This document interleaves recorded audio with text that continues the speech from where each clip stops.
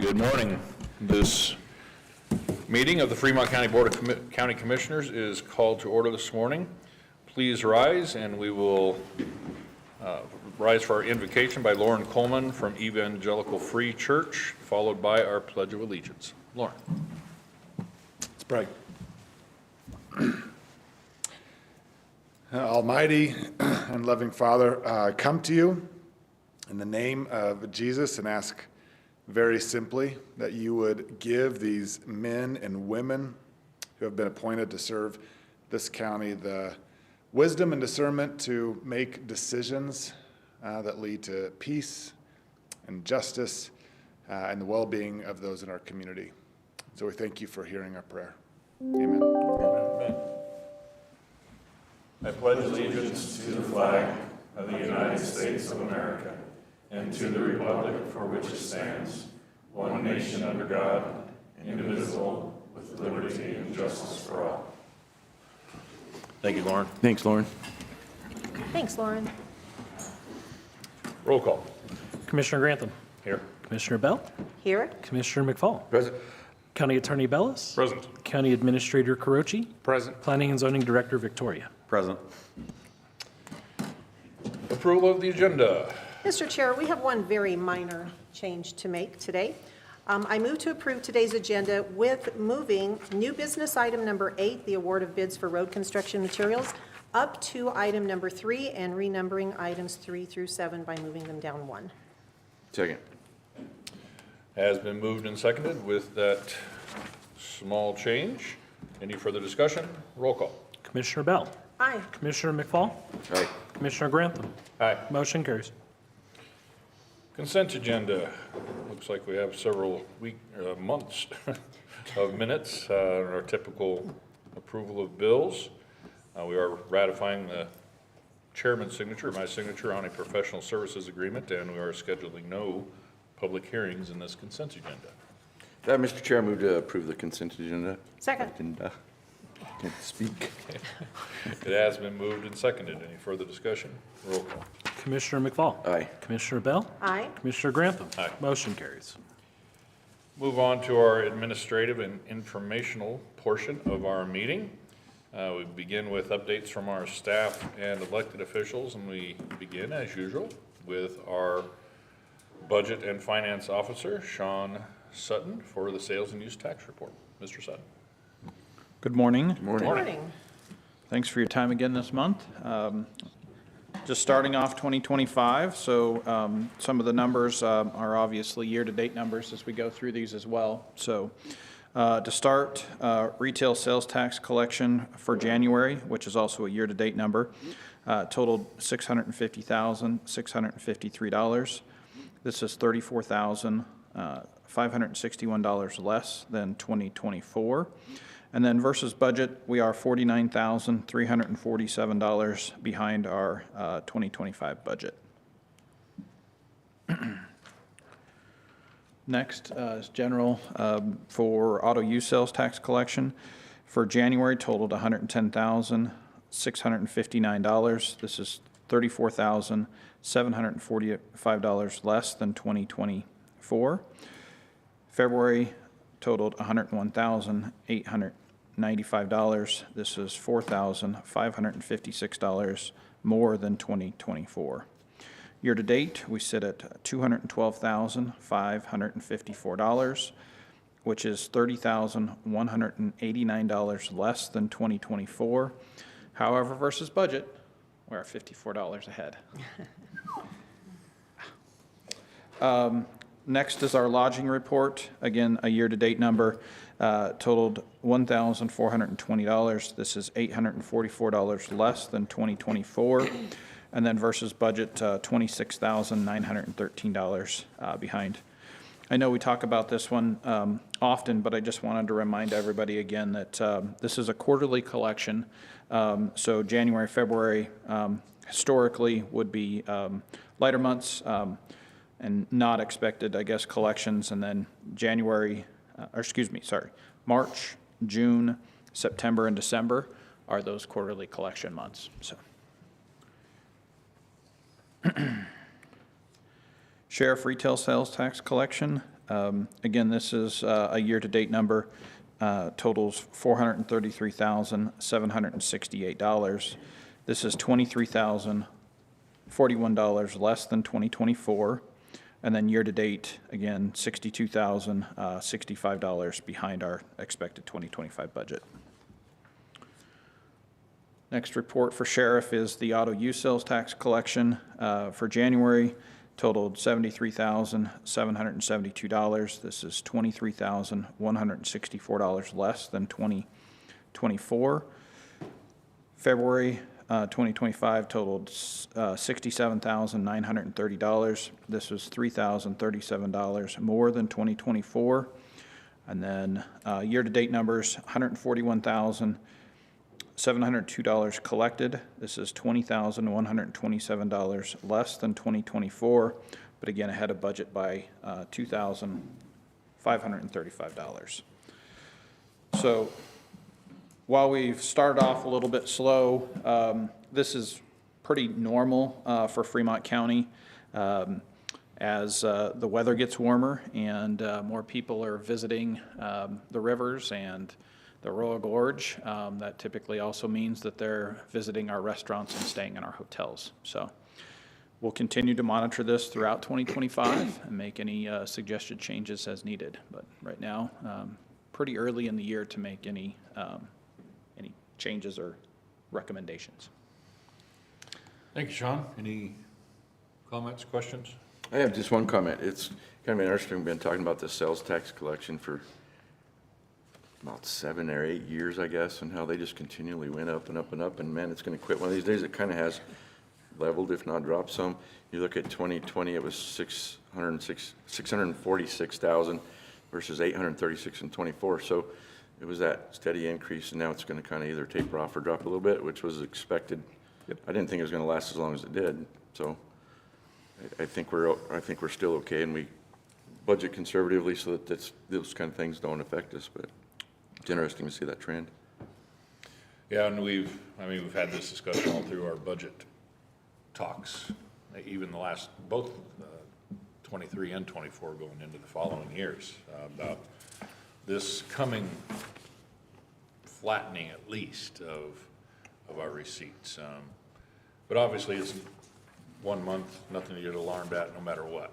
Sure. And nothing you get overly optimistic about either if the numbers are in the opposite direction. So we look at these things over the course of the year.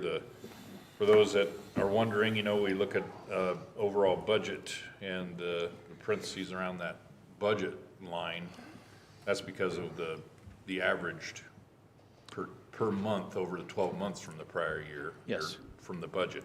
Correct. And doesn't take into account the rises and falls of the revenue over the course of a year in that particular category.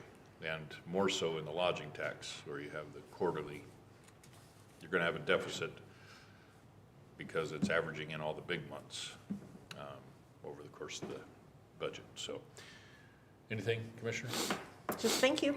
Thank you, Sean. all. Appreciate it. Thank you very much. Appreciate you and your staff. You guys work really hard for the county. Appreciate that. Thank you.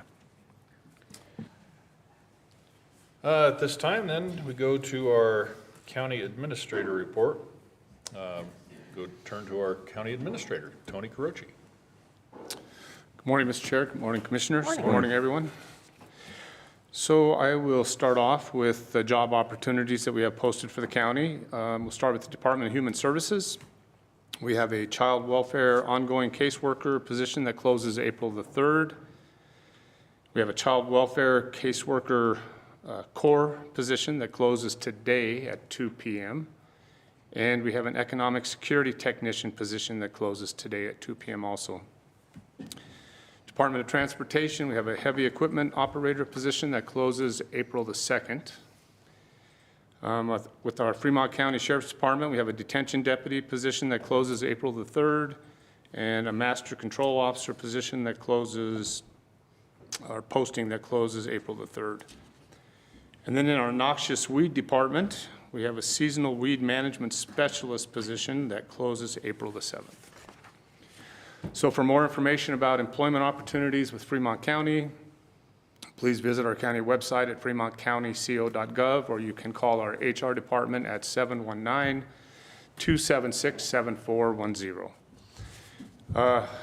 Once again, we will be having our electronics recycling event. So the annual Fremont County Electronics Recycling event will be held this year on Saturday, April the 5th, from 9 a.m. to 12 p.m.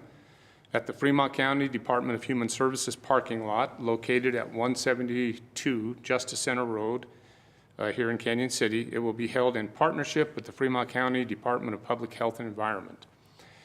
Anything that plugs in will be accepted, including large appliances. They will also accepting televisions and CRT computer monitors, and the cost for those are $30 a piece. And all other items are free. Please, no light bulbs, old thermostats with mercury, CO2 detectors, or smoke and fire alarms. If you have further questions, please contact the Public Health Department at 719-276-7450. And also, once again, we will be hosting, Fremont County government will be hosting the annual Fremont County Cleanup Campaign.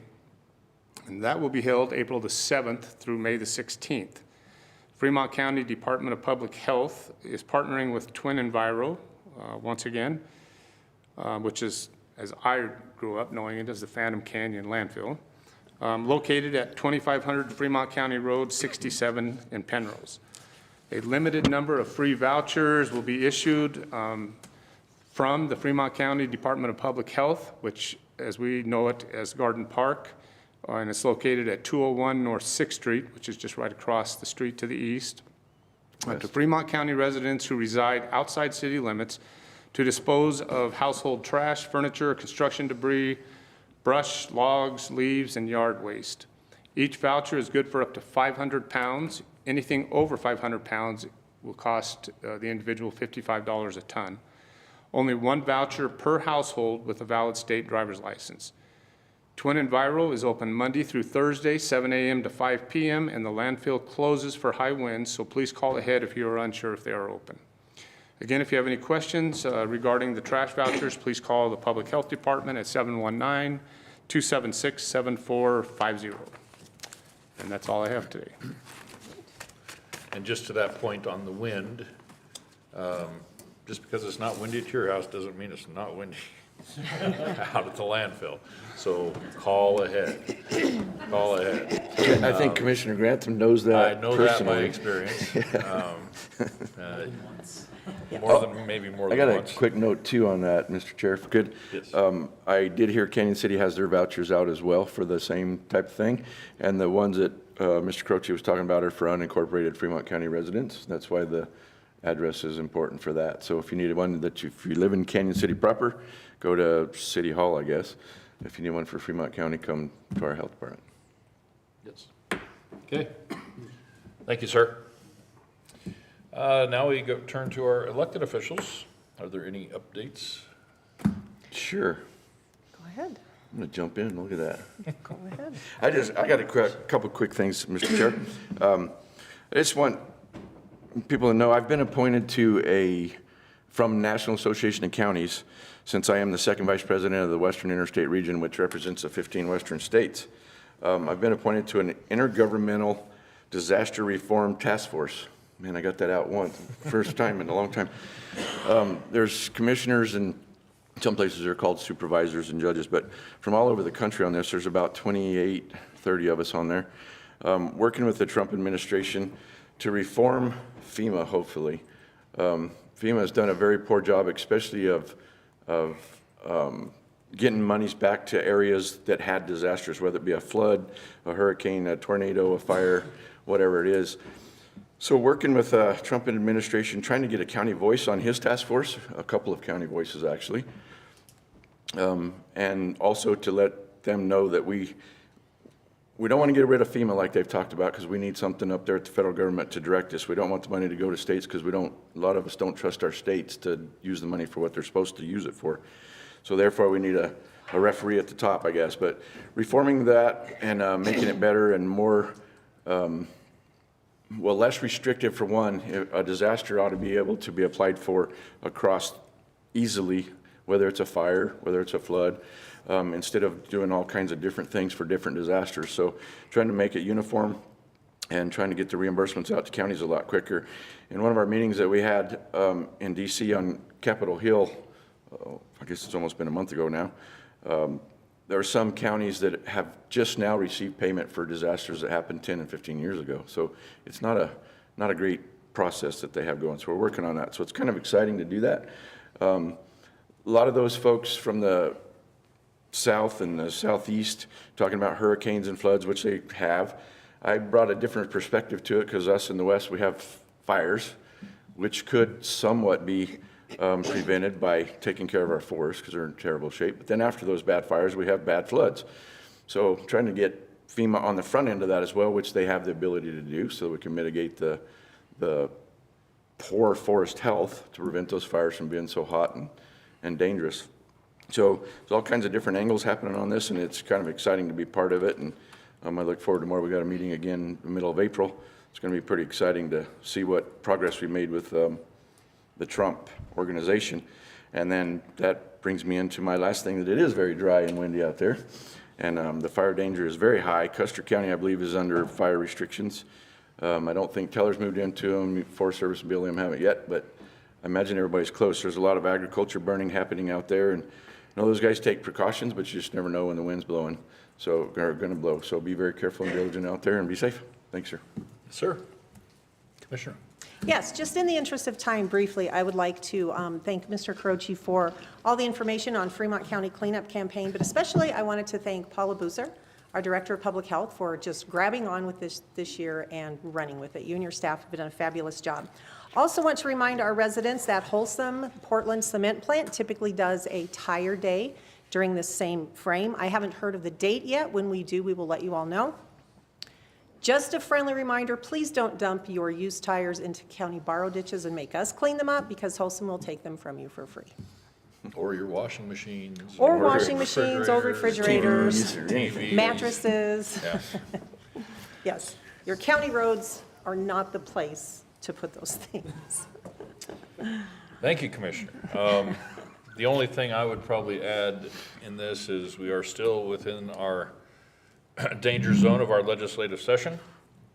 And if you haven't been keeping up on some things, one of the ones that, of course, we're keeping a close eye on, as are many folks here in Fremont County and across the state, is Senate Bill 3, which was their premier anti-gun bill this year.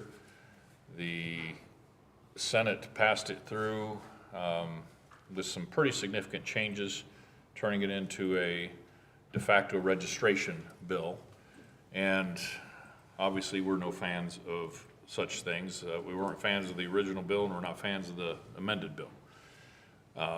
What it has turned into is a expensive proposition for every single local entity and the sheriff's departments, an unfunded mandate, whether or not you like or collect or use or buy or sell guns. This is at its heart now an unfunded mandate upon the counties. And looking at what they are requiring, I'm not sure how the sheriff is going to accomplish what he's going to be tasked with, let alone the other 63 sheriffs, and how they're going to implement this bill. It's nigh on impossible, from what I can tell, to do that. And plus, putting it on our backs and his back to fund this monstrosity of a bill that they have created. And so we'll see where this ends up. It's gone through the House now and passed through the House, I think, 2 days ago. Or no, it was 2 days, yesterday. And that will now go back to the Senate for concurrence with the House amendments, and then it will go to the governor, and we'll see what the governor does. Many of the amendments that went on in the Senate went on at the request of the governor, so it's not like he's not in favor of this version of the bill. I think he was against the original version, supposedly. We'll see what he does, but at this point it looks like it will become the law of Colorado. So That being said, with all that good news, there are a whole lot of other bills that we are tracking with Colorado Counties Incorporated and all of our other sister counties as we look at how this affects us on the local level. All of these bills from across the wide swath of subject matter, we take a close look at all of those and vote accordingly as far as our organization, whether or not we are going to support or oppose such legislation. And for instance, Senate Bill 3, our county organization did vote to oppose that bill in every form. So, with all that good news, now, let's move on, unless the clerk has anything else that we need to update. Okay, then we are done with that portion, and we move on to the next item on our agenda, which is for citizens who wish to address the commissioners on a matter not scheduled on the agenda. Is there anyone that is signed up or anyone that wishes to speak to the commission? Seeing none. There is no old business. We go on to new business, and we will begin with item number 1, the proclamation naming April 7th through 13th as National Public Health Week. And with us, we have members of our Public Health Department, Autumn Deaver, Cheyenne McGinnis, and our Public Health Director, Paula Boozer. Good morning. Morning. Morning. There we go. There you Got go. it. That's the hard part, right? Every year, National Public Health Week provides us with a critical opportunity to recognize and celebrate the tremendous work of public health professionals who work hard to protect and improve the health of our communities. From preventing disease and promoting wellness to responding to health emergencies, public health professionals are the unsung heroes who work behind the scenes to safeguard our collective well-being. This year, the week of April 7th through the 13th, will be a time to reflect on the essential role public health plays in creating a healthier, more resilient community. This morning, Cheyenne McGinnis, our Supervisor RN, and Autumn Deaver, our Office and Finance Administrator, will present a proclamation recognizing National Public Health Week and raise awareness about the vital work that impacts every single one of us every single day.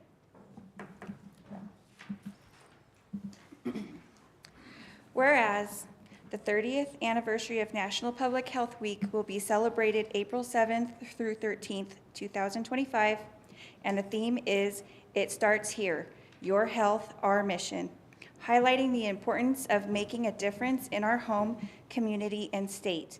And whereas public health organizations use National Public Health Week to educate public policymakers, public health professionals, and the public on issues that are important to improving the health of the people of the United States. And whereas the health and well-being of our nation depends on strong and resilient public health systems.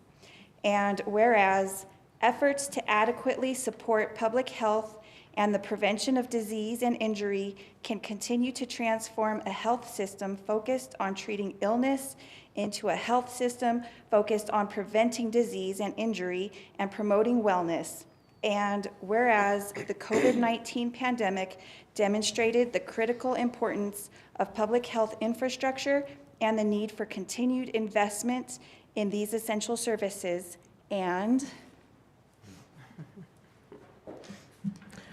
whereas mental health is fundamental to overall well-being and requires dedicated resources and destigmatization efforts, and whereas the integration of technological innovation, data science, and artificial intelligence offers unprecedented opportunities to advance public health surveillance, intervention, and communication.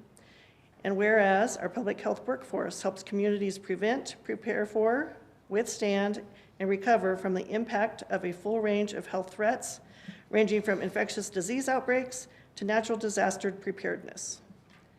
Now, therefore, let it be proclaimed by the County Commissioners of Fremont County, by the virtue of authority vested in this board, the week of 7th through 13th, 2025, as National Public Health Week in Fremont County, and call upon the residents of Fremont County to observe this week by recognizing and thanking public health professionals for their dedicated service, learning about public health challenges facing our community, supporting policies that strengthen public health infrastructure, participating in community health initiatives, and committing to personal and collective actions that advance the health and well-being of our community.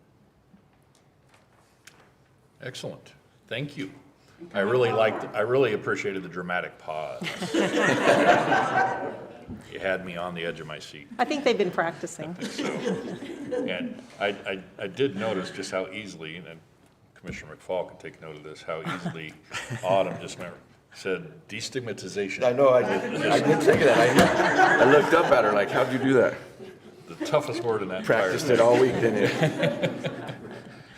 I would have skipped it. Any questions or comments? Yeah, on a serious side, I would say we've had some pretty amazing departments of public health in the past. We've had some really good directors, but none of those who have preceded you can hold a candle to those of you who stand in front of us today.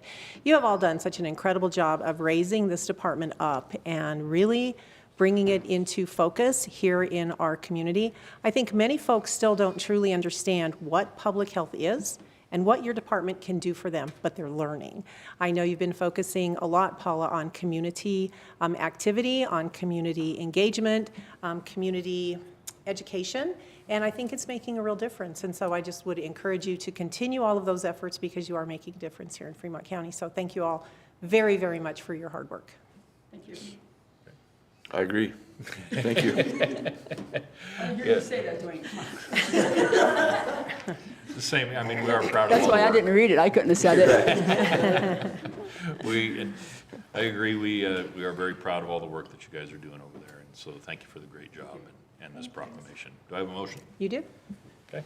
Mr. Chair, I move to proclaim April 7th through April 13th, 2025 as National Public Health Week here in Fremont County, Colorado. Second. Has been moved and seconded. Any further discussion? Roll call. Commissioner Bell. Aye. Commissioner McFall. Aye. Commissioner Grantham. Aye. Motion carries. Excellent. Thank you. Thanks, ladies. Picture that proclamation. Picture. Oh, we have a Picture. proclamation. We do. Do we want pictures? Do we want pictures? I guess we do. Don't run off, ladies. Don't run off. They want pictures, don't leave. Got time out. Done, done, done. Promise?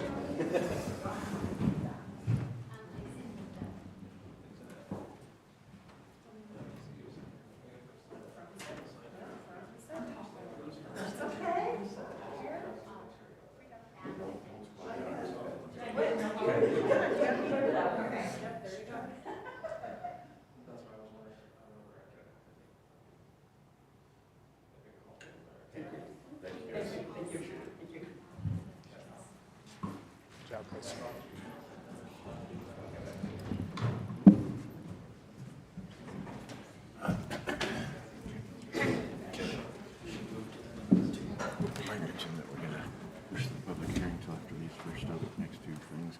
Right.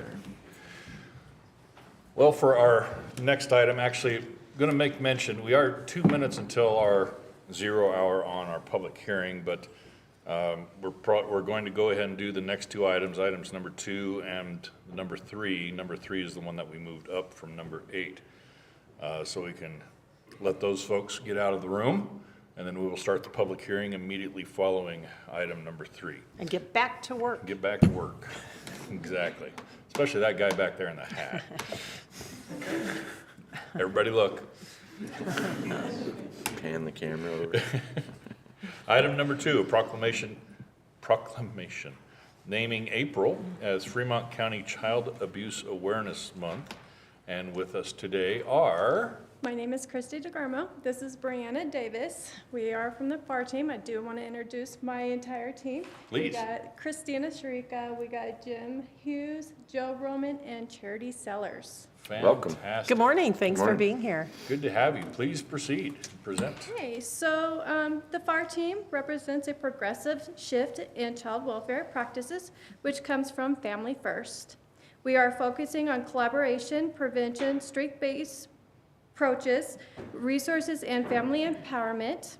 We strive to enhance child safety and well-being with minimizing the negative impacts on families and help empower families to take an active role in addressing their challenges. As everyone is aware, April is the time of the year where it's recognized as Child Abuse Prevention Month, a time dedicated to raising awareness about the importance of prevention, child abuse, and neglect. It also serves as a crucial opportunity to educate the public about the signs of abuse. the impact it has on children and families, and the resources available for prevention and intervention. Everyone may see pinwheels planted in the community and wonder why. It's because planting pinwheels represents the bright childhoods we all want for our children. In 2008, Prevention Child Abuse America introduced the pinwheels as the new national symbols for child abuse prevention through Pinwheels for Prevention. Pinwheels symbolize the notion of playfulness, joy, and childhood. It serves as a reminder of great childhoods we want for our children. The cynical nature of the pinwheels portray positive cycles of love, support we all want for the families. You may also notice that people will be wearing the blue ribbons. In 1989, the Blue Ribbons campaign to prevent child abuse had its early beginnings as a Virginia grandmother's tribute to her grandson who died as a result of child abuse. She tied a blue ribbon to the antenna of her car as a way to remember him and to alert for community to a tragedy of child abuse. The blue ribbon memory of those who have died as a result of child abuse and to bring awareness to the important cause. While the proclamation today focused on April being Child Abuse Prevention Awareness Month, as a department, we see on a day-to-day basis how prevention is truly a year-round and not just for 1 month out of the year. With that, here is the proclamation for April 2025. And if I could ask one of you to read the last section of the proclamation, please. Whereas child abuse and neglect is a serious problem affecting every segment of our community. Children are key to Fremont County's future success. They are our future employees, leaders, neighbors, and will shape the future of Colorado. Whereas all children deserve to have a safe, stable, nurturing homes and communities they need to foster their healthy growth and development. Whereas positive childhood experiences build healthy families and strong communities, and everyone benefits when we all ensure that children have positive experiences and that families have the resources they need when they need them. Whereas each of us plays a role in the prevention of child abuse and neglect, we acknowledge that we must work together as a community to build awareness about child abuse and contribute to promote the social and emotional well-being of children and families. We encourage everyone concerned about the safety and well-being of any child to report it to the Fremont County Department of Human Services or to 1-844-CO-4-KIDS. Dramatic pause.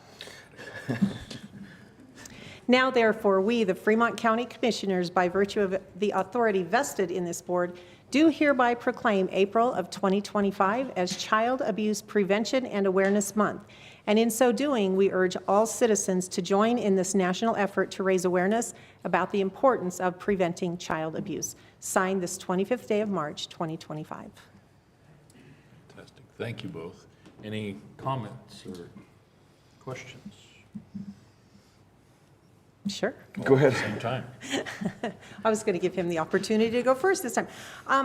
We often talk about the jobs and the things that we do here in Fremont County, and I will tell you, working with children who have been in abusive situations is probably one of the 2 jobs in Fremont County I could never do. This has to be one of the hardest, most just emotional jobs that we have in the entire world. And you guys show up every day. I mean, your entire staff. You come, you do the work, you protect those kids, you take them out of abusive environments, and you do whatever it is you need to do to protect them. And not only that, then you work to further promote their protection and to tell people what the signs of abuse are. Watch for these things. Help us protect our children of our community. Kids really are the most frail of all populations that we have as a community. it is incumbent upon every single one of us to protect those kids. And you're out there leading that charge every day. So I just want to say thank you so very much for the work that you do. Thank you. Anything? Yeah, no, I agree. Thank you guys for doing what you do. It's got to be a tough job. And I find it interesting. We have our human services meeting. We have one this afternoon, in fact, but we hear about the cases being reported, and they just keep getting more and more all the time. And it's unfortunate. So it's up to all of us. I mean, no, a lot of teachers report it, but if anybody sees anything, report it, because it's important. These kids are vulnerable, as Commissioner Bell said, and appreciate the work you guys do. Yes, thank you for what you guys do, all of you, in this. I think it's a basic function of what we do, and in our positions here and with your positions here is to, a basic role of government is to protect those who can't protect themselves, and that's children. And if we can't do that, what are we doing? But thank you guys for everything you do for this cause and this awareness that we try to emphasize here, taking our small part in this. My list of the jobs that I would not be able to do is a little bit longer than a couple in this county, but I agree, this is one of them. And I really appreciate what you guys do, so thank you guys. Got a motion for you. Motion. Before I have the motion, I just want to say there's a lot of things out there that we have months for, and this is one. It's an April month-long awareness. This is something that should be aware of all the time.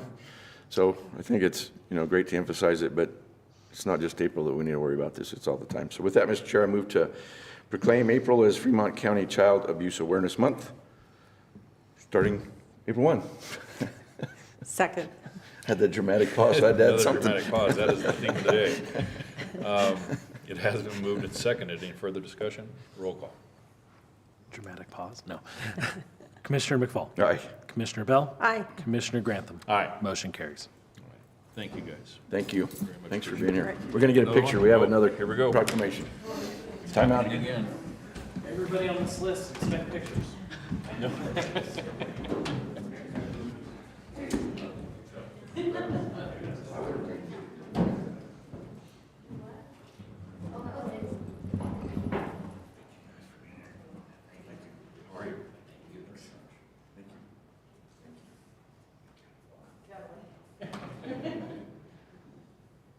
Looks like Wayne's already starting to stunt for Trump. There you go. Good job, guys.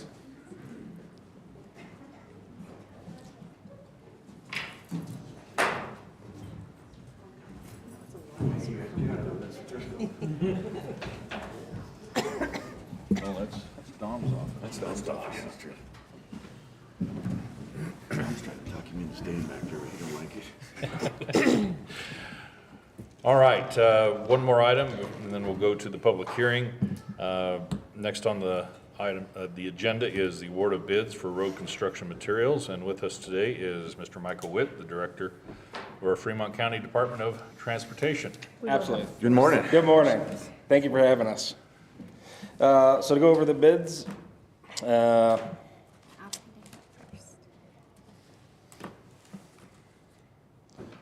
And he brought a net with him just to keep him straight. I see. Keep That's a him good thing. straight. I think you put it right here. Clearly, someone needs to.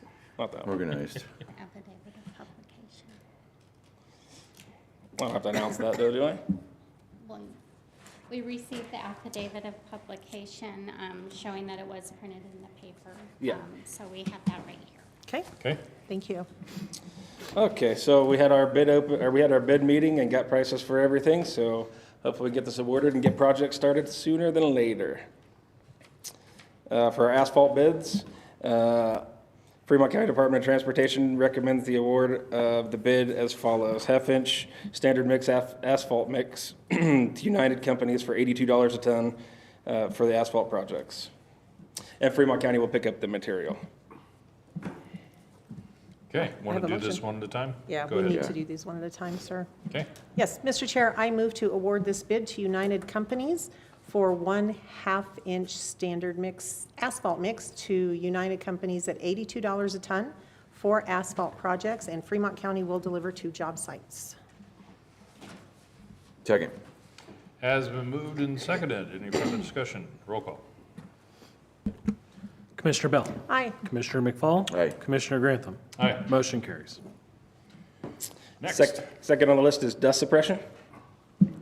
Fremont County Department of Transportation recommends the award of the bid for dust guard liquid supplied from GMCO Storage Yard in Florence, Colorado, and FCDOT will pick up the material. And the price? I'm sorry, $1.01 a gallon. And Mr. Chair, I move to approve the bid for dust suppressant to GMC, or it'll be supplied from GMCO Storage, Yard in Florence. It is $1.01 a gallon. Second. Moved and seconded. Any further discussion? Roll call. Commissioner McFall. Aye. Commissioner Bell. Aye. Commissioner Grantham. Aye. Motion carries. Next. Next is emulsion. Fremont County Department of Transportation recommends the award of the bid for CRS 2P emulsion to Suncor Energy for $2.78 per gallon from Pueblo, Colorado plant for the chip seal and asphalt patching, and Fremont County will pick it up at the plant in Pueblo. Okay. I do have a quick question. Yep. I know in the past, you have always taken a look at Fremont County picking up versus a vendor delivering to us, and it's always been detrimental to have someone deliver it to us. Yep. And so it's much more beneficial for the county and for taxpayers for us to go and pick it up. I just want to double check and make certain that's still true. That is 100% still accurate. Okay? Yep. All right, Mr. Chair, I move to award this bid for CRS 2P emulsion to Suncor Energy for $2.78 per gallon from the Pueblo plant for chip seal and asphalt. Fremont County will pick up this material at the plant. Second. It's been moved and seconded. Any further discussion? Roll call. Commissioner Bell. Aye. Commissioner McFall. Aye. Commissioner Grantham. Aye. Motion carries. And Perfect. And then just to get a little backstory on that really quick, so all products have gone up this year. Asphalt went up 8%, emulsion, or dust suppressant went up 11%. Unfortunately, rock aggregate bid went up 26%. So Fremont County Department of Transportation is recommending that for both 3/4 and 1/2 inch aggregate, that we reject the bids and go out for a rebid process, because at 26%, we're going to have to cut quite a few projects, and the contract work that the county has with the Department of Transportation is going to have to be cut as well. So we feel it'd be in the best interest to rebid that one. okay. Sounds good. Appreciate that. Perfect. Does anybody have a motion? I think we have to send We this do back. need a motion. Okay. Would you? Sure. Mr. Chair, I move to reject the current bids and rebid both the 3/4 inch aggregate chip rock for chip seal and the 1/2 inch aggregate chip rock for chip seal, seeking more affordable pricing. Second. Has been moved and seconded. Any further discussion? Roll call. Sorry, I'm catching up here. Commissioner Bell. Aye. Commissioner McFall. Aye. Commissioner Grantham. Aye. Motion carries. Thank you. Thank you. Appreciate the time. Thank you. Thanks so much. Wait, no pictures? No No, pictures? no pictures, no resolutions? Tony already took one. All right. Now we have arrived at that time. Yes, we have. All the other items on the rest of the agenda are going to be able to occur without anybody being here for help for the presentation. So we'll move on to our public hearing, which was scheduled for today, for CDP 24-001 Penrose RV and Boat Storage, a request for a commercial development plan for storage units for recreational vehicles and boats located at 17225 State Highway 115 in Penrose, Colorado. And is our applicant here today? Anna? Nicole be speaking on my behalf.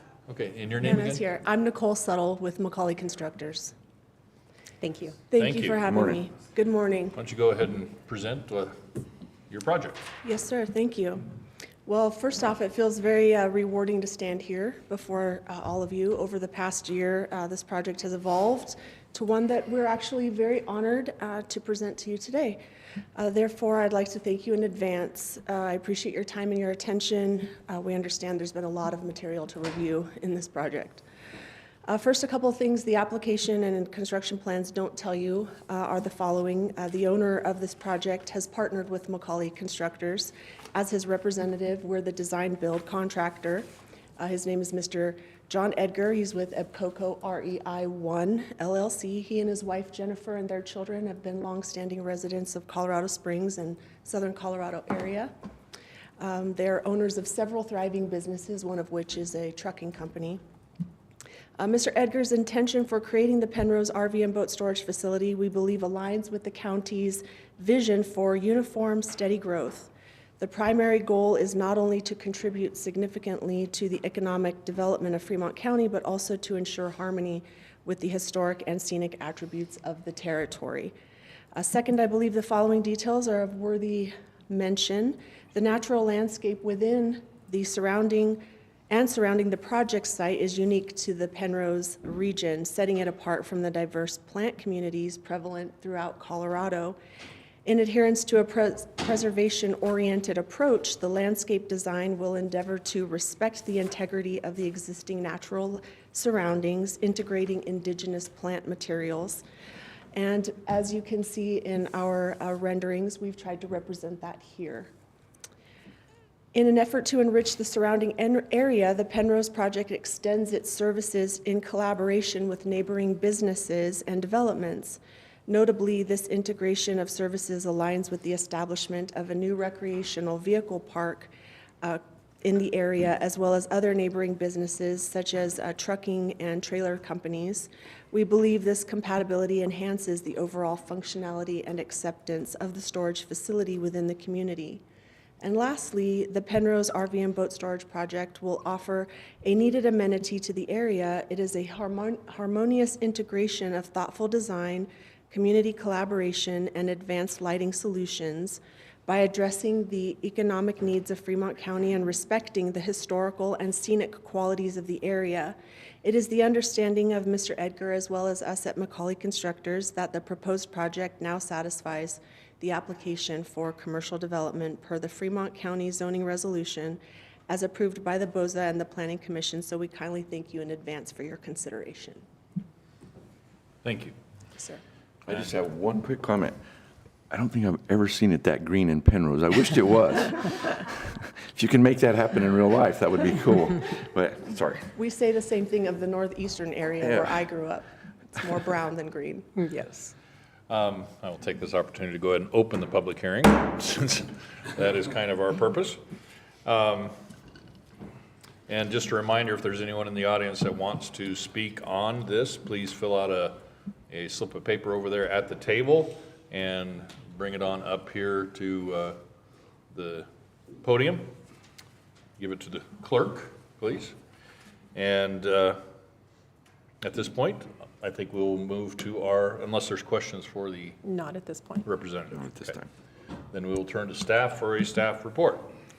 Hello, everyone. Good morning. Good morning. So in front of us, we have CDP 24-001, Penrose RV and Boat Storage, located 17225 State Highway 115 in Penrose.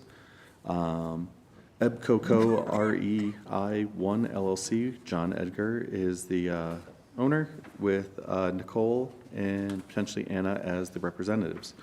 The request is for approval of a commercial development plan, Department File 24001, for the property which is located on the northwest side of State Highway 115 and is directly adjacent to undeveloped platted H Street on the west side in Penrose.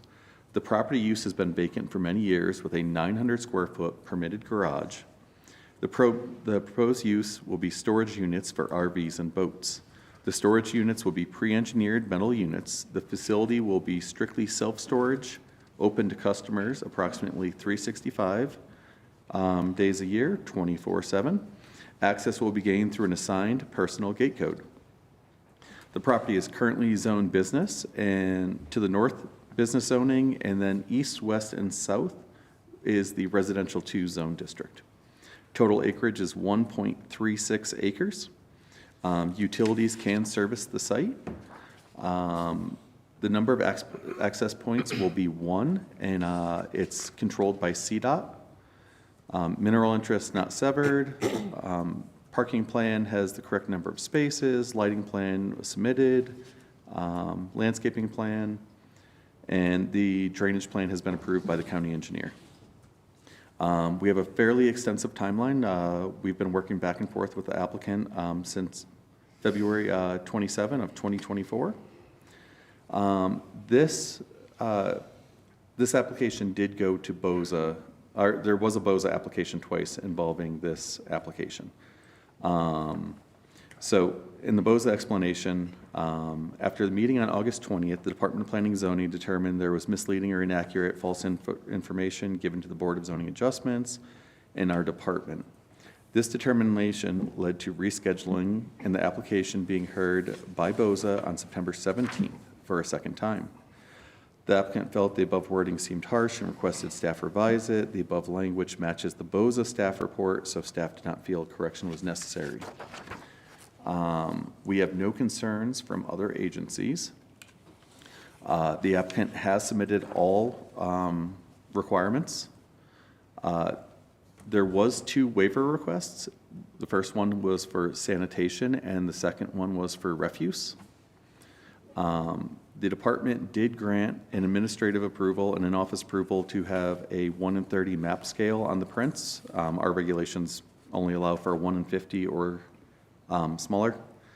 And then they were in front of BOCC, and BOCC did grant a front yard setback adjacent to State Highway 115. And BOCC allowed them to reduce the 40-foot setback down to 10 feet. So department recommendations. The department has reviewed the application and found it to be complete and true representation of the request as stated herein. The department finds that all requirements per the Fremont County zoning development regulations were not satisfied by this application. The department recommends denial due to the following reasons. Per the Fremont County zoning resolution, section 7.4 BOCC powers, specifically 7.4.3.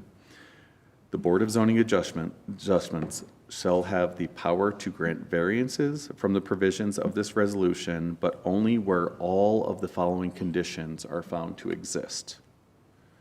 So the first condition, the variance would not authorize any use other than those enumerated as a use by right in the zone district, and that the essential character of the zone district would not be altered.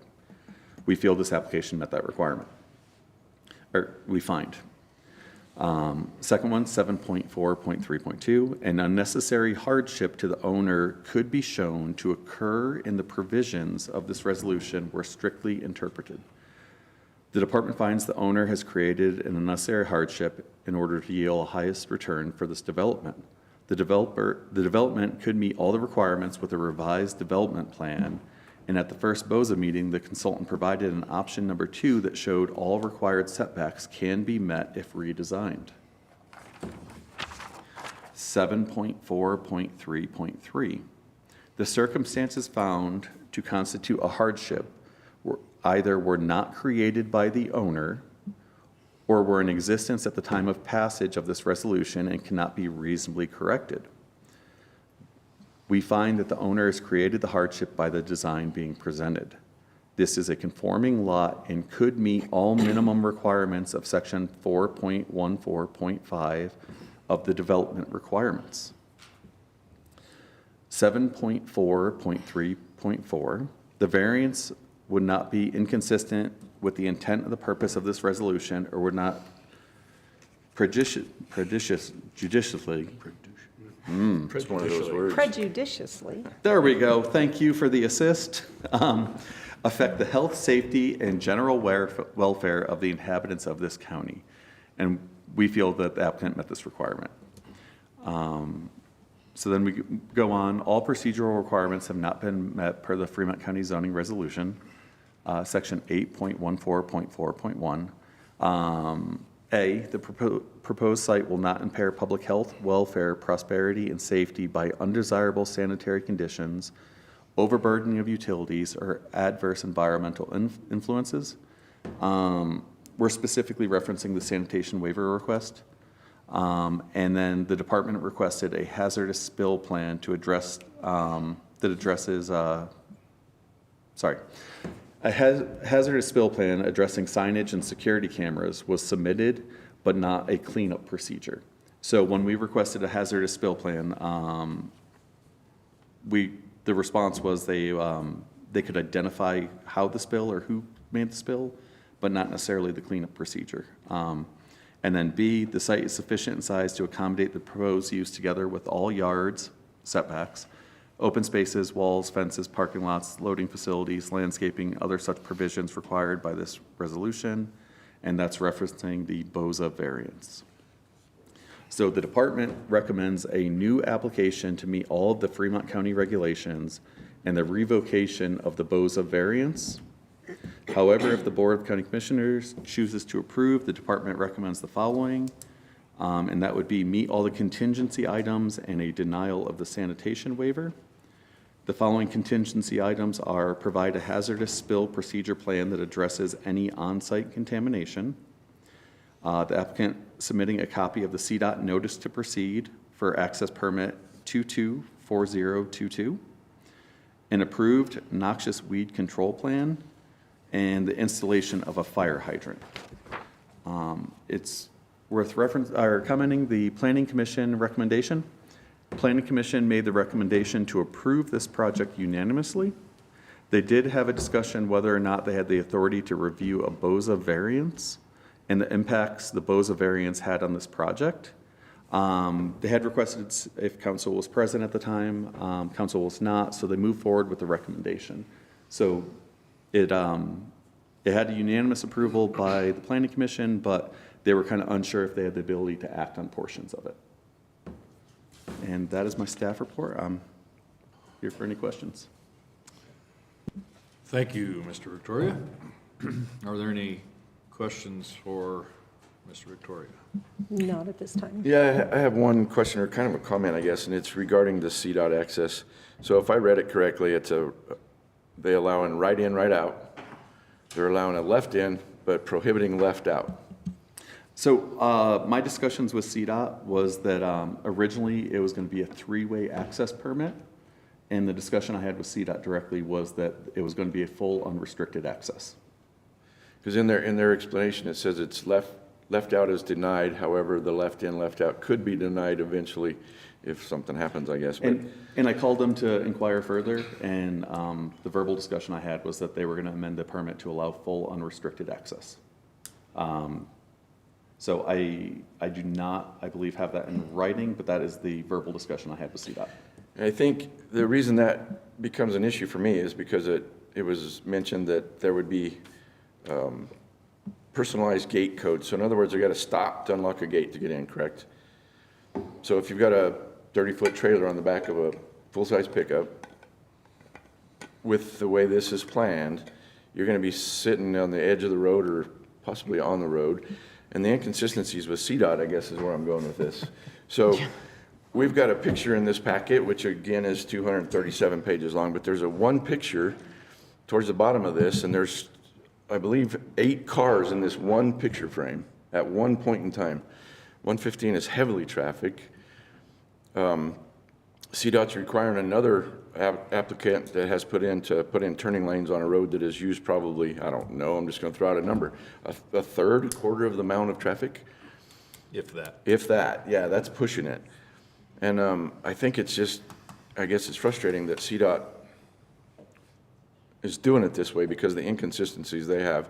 And then if they're going to make it fully unrestricted, coming out of there and going a left is a long ways across 2 lanes. It's hard enough in a vehicle coming off of a county road, kind of shooting the gap, as you might say, to try to get across with traffic. So pulling a trailer, it's a dangerous situation. So that's just a frustration I have with CDOT, not you guys. It's a very inconsistent thing, and it kind of ticks me off. I'll stop for a minute. Ditto. It's a frustration. You see applications like this, and then you see their responses on this, and it just, nothing is consistent. The only thing consistent about CDOT is their inconsistency. Yeah. In any case, any other questions for Mr. Victoria or comments? Not at this time. Okay.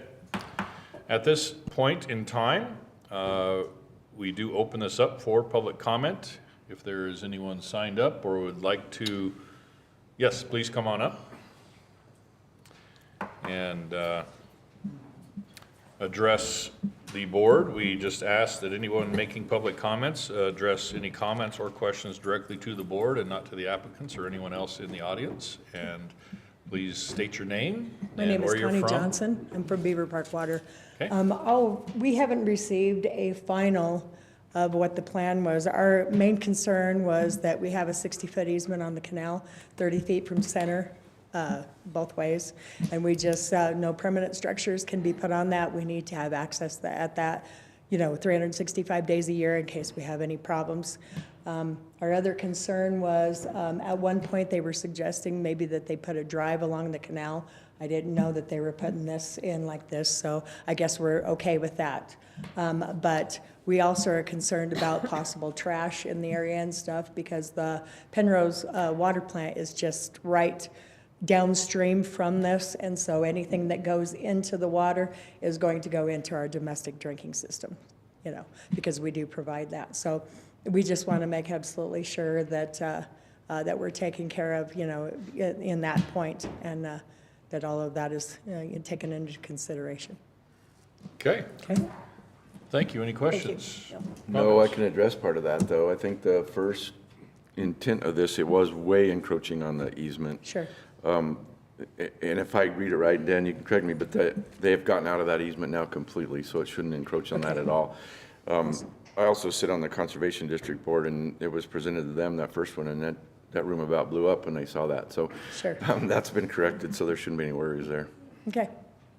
Thank you. Well, thank you very much. Thank you. I didn't sign in. I'm with the applicant team. Jim Brostovich, civil engineer for this project with Civil Resources, and I can give you a card if you want to write it down for the record. Yes, please. Whoever Yes, needs it. that'd be fine. And what was the name again? I'm sorry. Jim Brostovich. Okay. So one of the questions Commissioner McFall mentioned, the distance from the road to the gate, it's almost 80 feet. From the road to the gate? Actually, from the shoulder to the gate, so it's almost like 90 feet from the edge line to the gate. So we were concerned about that too, but we feel comfortable with that distance, and CDOT was okay with that too. I hadn't actually heard that CDOT was now considering to go back to a full movement access. It's kind of been here and there. This plan shows a restricted access, the 3/4 movement with that splitter island in it. So. And then with respect to sanitation, we have, it's not indicated on this plan, but one of the contingency items was to add a pad for a portalet, which we have indicated, or we will provide that. And that was shown on the rendering. It's just not on this plan right here. So there's no problem. And there's already a fire hydrant on this plan, so that's not a problem either.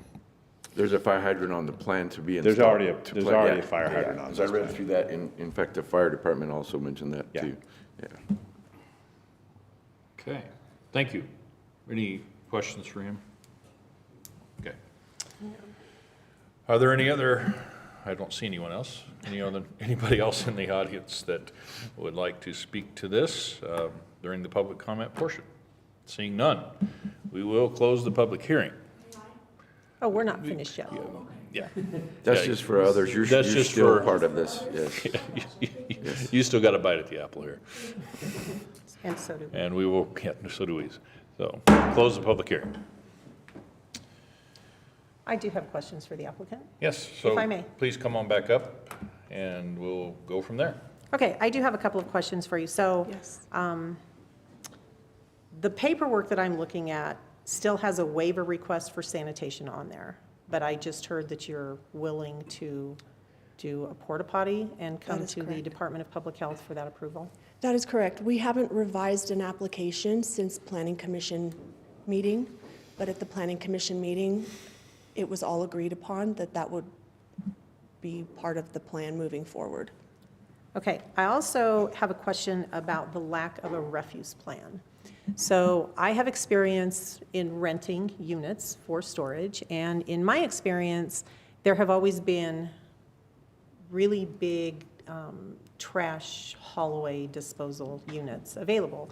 Because when people clean their units out, they don't always want to haul away everything. And so are you suggesting no trash containment of any kind here? So what we were suggesting is that the units themselves would be processed completely before they're storing them away. So we understand there's an RV park nearby. This isn't an actual RV park, it's just storage. It's not an RV park and storage. So the differentiation would be that they would completely winterize and prep their unit before storing it away. That's the intention. That's the intention or that's the requirement? That would be the requirement. Those are very different things. Well, absolutely, agreed.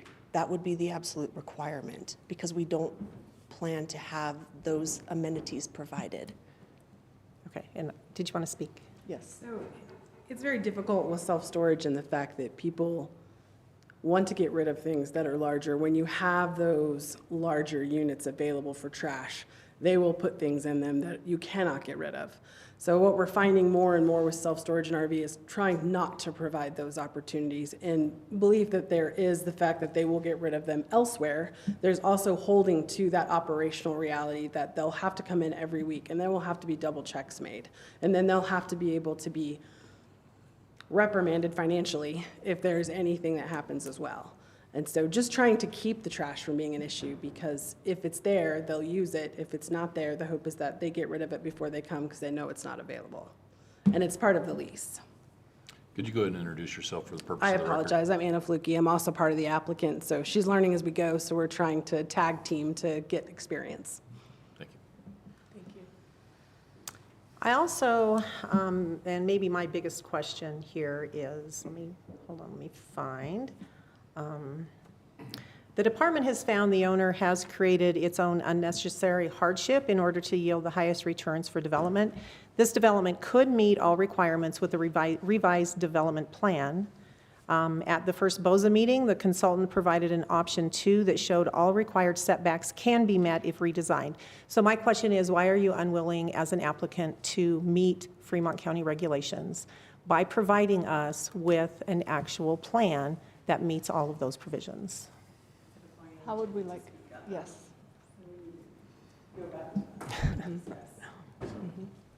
So I'll address the first part of that. That plan that we provided with the BOCC application actually indicated a drive aisle in the Beaver Park ditch easement because we were unaware at the time that that easement existed. So that plan that was presented in that actually didn't work. So we can't go back to that one because there was another problem with that plan that we weren't aware of when we did that plan. So I defer to. So in our first response before our first BOCC meeting, we were not given any comments back from the jurisdiction before that meeting was allowed to commence. So we didn't have feedback from the ditch when we walked into that BOCC meeting. So we should have corrected that before we ever walked in and had that conversation. So that plan was presented as part of an option that wasn't available due to that setback. So are you telling us then that there is no way to design this particular project to actually meet Fremont County regulations? We do not believe so. There's cut down the units, for one. You can do it. I have the problem with that, too, that the 10-foot setback that the BOCC approved is ridiculous. We have a 40-foot front access, and they reduced it to 10. And then they denied the side in the back asks, right? You could change the plan and make it fit. You wouldn't have as many units. So it may not be as profitable, or however you want to look at that, but there's a way to make it fit and meet the regulations as they stand without this ridiculous 10-foot approval from BOCC. So the south side and the west side, left side and the top side on the map, those are within, the setbacks are correct on there, and That's correct. correct. And there's actually a 20-foot setback on the back, and you're 25 foot away, right? Is that correct? I think it's 27 point. because of the easement for The canal, yeah. Gotcha. So no, wait a second, 30 foot from where? So from the center line of the canal, Beaver Park Water has 30 foot in on that lot. That is their easement, so they come in deeper than our setbacks do. Okay, but it adheres to that setback, the Beaver Park. If that was zoomed in, they actually show a Beaver Park setback line. Okay, so the only thing in question here as far as BOCC goes and the setbacks is that front side. Yes, sir. That's 10 foot versus 40 foot. 40 foot. Yes, sir. And, okay. Go ahead. I'd like to clarify one thing for the record. The 30-foot setback is from the center line of the ditch, which is not necessarily the property line. So there's a 30-foot setback from the ditch center line, in which case the building, which we can't see, but there is a 27.2-foot setback on one of them because the ditch is not on the property line. Okay.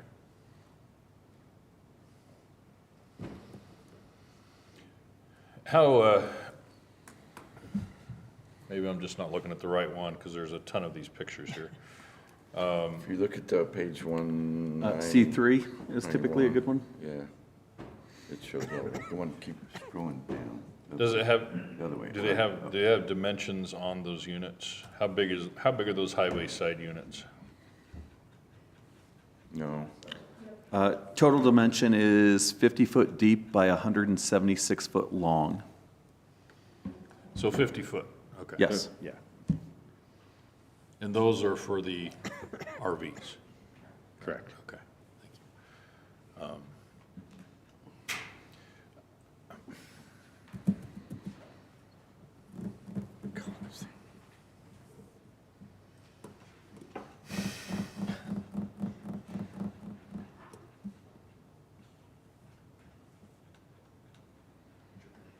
Yeah, dramatic pause. Lots of those today. I have some comments. No, go ahead. Whenever you are prepared. Yeah, So- I'm just Okay. getting my thoughts.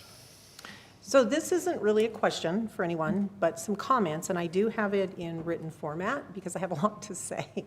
So forgive me for that, but this is my job. So it feels to me that this is the type of a project that this board normally would be favorable for if it was designed in compliance with our requirements of the Fremont County zoning resolution, but this project is not. Unfortunately, this current design proposal does not meet those requirements, and it requires a variance from setback requirements.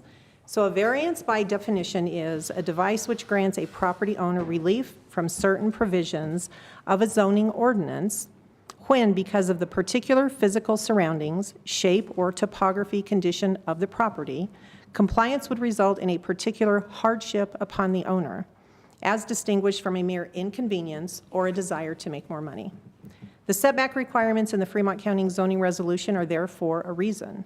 They were not arrived at arbitrarily, and a variance can only be properly and lawfully granted if, among other things, an unnecessary hardship to the owner could be shown to occur if the provisions of the zoning resolution were strictly interpreted and enforced, and the circumstances found to constitute such a hardship either were not created by the owner or were in existence at the time of the passage of the zoning resolution cannot reasonably be corrected.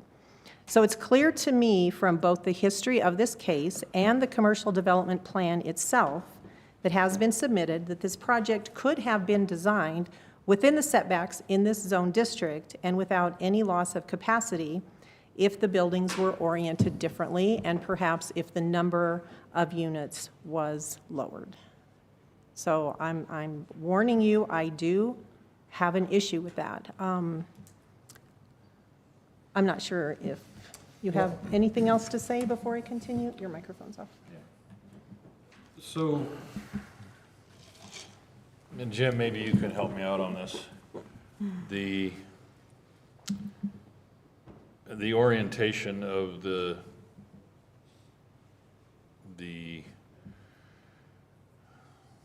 top side of the map and the bottom side, the back side of the lot and the highway side of the lot. If we were to keep those within the setback there on the highway side, I mean, obviously that would chop it up into those spaces, 30 foot, 20 foot? Yeah, you would lose, well, With no other changes, yeah, you'd lose 30 feet out of that building, and then the building on the left-hand side is also within 33 feet of the front setback, so we would also chop part of that building off. And were there any other options or plans that were constructed that met the setbacks for both the ditch and the front side and rear setbacks, orienting the larger spaces on the back side and the smaller spaces on the front side so they could meet the setbacks? I mean, were there any other options tried on these? Because yeah, we looked at other options. I mean, obviously one could make that building in the back larger and eliminate the building along the frontage. We would probably look to do outdoor storage in that front setback because I believe that would be allowed. I will defer to Dan. So we looked at an option of making building B, which is the northern building, a little bit larger, and then cutting building A to fit the setback, and not doing building C at all, which is the one that's in the setback, and doing outdoor storage where building C is. That's, that would be I think that would be a conforming plan, presuming that outdoor storage is allowed in that front setback. And I think we get into screening requirements and stuff like that. Sorry. Screening requirements, and there's different avenues we could certainly look into. not to tip a hand here, but you may sense some hesitation here on this board because we have a lot that is usable. Setbacks are difficult, and we get that. But our BOCC did not really act correctly in their own rules and what should govern them and how they are to estimate these things. And it's troublesome for us because it falls upon us, obviously, to have to weigh these decisions that our own BOCC created for us. And to Commissioner Bell's comments a little bit ago, we we love people that want to maximize the use of their property and want to make as much value out of that as possible. That's the name of the game, and we're all for that. What we don't want to skirt our own rules either. And I think that's put us in this position of looking at this hopefully in different ways that we can help make this work, but not by honestly breaking our own rules here. And so we've got a lot going on in our heads up here trying to wade through this. And well, I disagree. I agree with that, and I agree with Dan and his staff on 7.4.3.2, an unnecessary hardship that the owner could be shown to occur previous to the resolution were strictly interpreted. You guys created this hardship. It was not there to start with to meet these setbacks. So just that one alone, and they show the next one that you created the hardship as well. You got to meet all four of those criteria in order to allow a setback. You've only met two of them according to this, and I agree with that because you have created the hardship. Those buildings are not there. You're going to put them there, which creates a hardship. So as to what you just said, it goes against the rules, and we start doing that, then we might as well not have the rules. and there's some to be okay with that. Right. But I used to sit on a BOCC, not this one. It's for the city. And it's a tough set of rules, but there are lots that are genuinely, and this isn't directed at you, Jim, or anyone in particular. I mean, this is just general comments. There are certain lots in the county or in the cities that genuinely have issues that are just, the problems are unassailable, and you cannot fix anything about the lot. And so there are genuine issues there that and check all the boxes and fill all the blanks. And this lot, from all appearances, as Commissioner McFall said, the problem isn't inherent to the lot. The problem is inherent to where you wanted to put the improvement. And it is possible to meet setbacks. It may not be able to maximize the usage that you want, but with great difficulty, you know, we're coming to this because I don't know how we move forward unless there's some other plan that can better stay within the setbacks.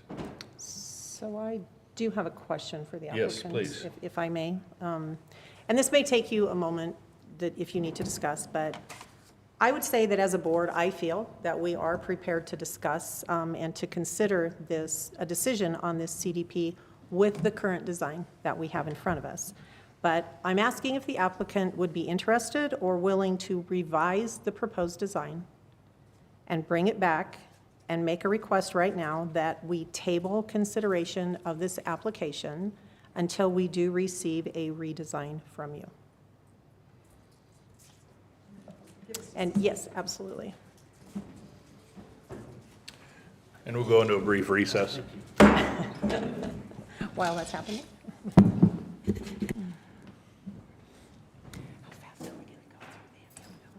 Today.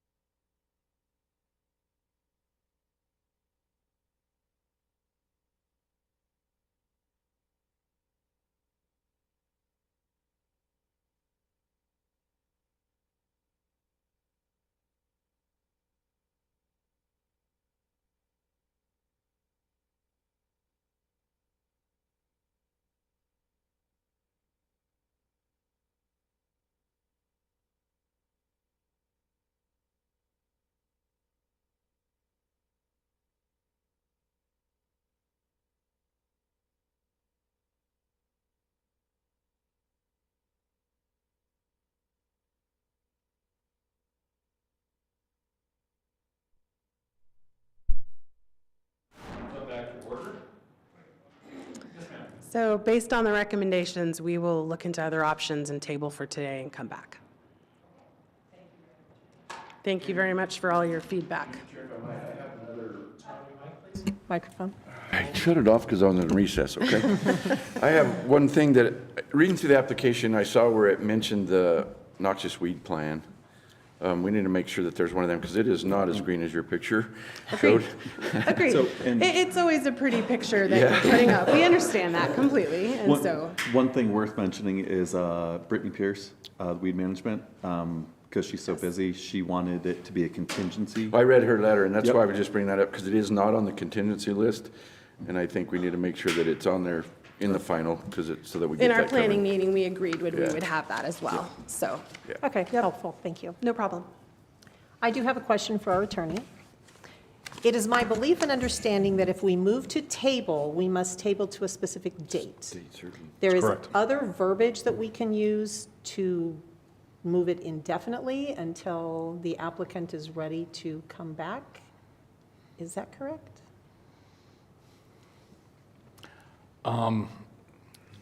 No. I don't know of any way to table it to a date uncertain. Okay. So what we can do is We can table with- it We can table it, or we can withdraw, or the application can be withdrawn to be resubmitted later. But we can table it, and then at that particular meeting, if we We need to, we could table again. Correct. Okay. We can successively do that as many times as Okay. may be necessary. Okay, so let me ask the applicant, how much time would you like to consider your options before we bring you back before this board again? So, questions, it'll take us some time to confer with our owner and do some redesign. Does it need to go back through staff referrals and planning commission and all that before it comes back to this board? I would That say no. No. That is correct. I would It does not think so. No. It does not. Okay. I mean, we could send it there, but. But the density, But it has been But done, we- that process has Yeah. been, Microphone. Yeah. that process has been completed at this Yes. point, so we are at the board approval stage. So it will come back just to this board. Okay. Okay, and based on any readjustments, this is revocation of BOCC. There's no need to go back to BOCC or anything like No. that, Correct. correct? That's correct, yes. There was some conversation early on about precedent, and so I just wondered if this is setting a new precedent then, or has BOCC ever been revoked before? Because I couldn't find anything in regards to that on the internet or through any of these former meetings that BOCC had ever been revoked before. So is that setting a precedent at this point? BOCC is not the final authority on the matter. Sure. This board is. And whether or not that happens every week, or whether or not that happens once every 10 years, is irrelevant. They, and the Planning Commission are, it's a recommendation from the Planning Commission. The Board of Zoning Adjustments can make their findings. So we have final authority on those findings. Of course, and we respect that completely. Our questioning is the process and the time Sure. that it takes to get through BOCC. You make a full CDP response, and then BOCC comes back, and then you go again, and you go through all the process pieces when, if they're not going to agree to that, we could have been done with this 8 months ago. So that we look at the timing too, and just wanted to understand that piece so that when we go back around, we can try to say, okay, we went through all of this, owner, and here's where we are, but these are the adjustments that we need to make based on these realities. And I so- find it hard to argue with any of that, because what they should have done is what we were just talking about in the first place. Exactly. Yeah, to feel like we knew that there was, that stopped right there and didn't have to get this far before we made adjustments that would match up. Agreed. So, agreed. Okay. Yeah. Thank you very much for that. But now you know where the deal is. Exactly. With that helps being said, tremendously. though, that is process. I mean, you can't just jump to us. We do have Right. those in No, place. not at all. But yeah, I agree with Not at everything all. you said as well. If they would have just done their job properly, you wouldn't have been there twice. It wouldn't have taken this long. I know you said a year, I Right. think, and it's unfortunate, but I think that we've got to do what's right. That's one of our biggest tasks is land use, Of course. and we've got to get it right. We understand. We respect that. And thank you for that. Thank you. Now back to the time frame. Oh, yeah. That was the Well, question. I know, That's I where know, we we're were. also trying, we want to look at construction timing too. Sure. So 30 days? I think 30 days is reasonable if that's a workable option for Okay, the so BOCC. our second meeting in April would be on Tuesday, April 22nd. Can I then. suggest the next meeting? I can't make that If- meeting.